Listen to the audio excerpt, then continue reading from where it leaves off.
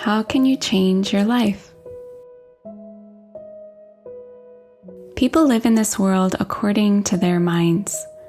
They speak and live according to as much as they have in their minds.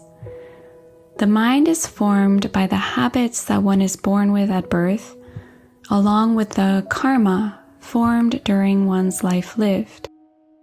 The fixed human mind world is one's self-centered, narrow mind.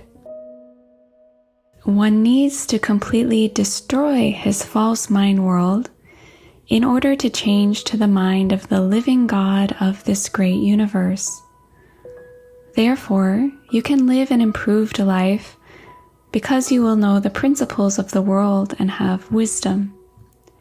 You can live a complete life since your mind has changed. This is how to change your life to make it become complete.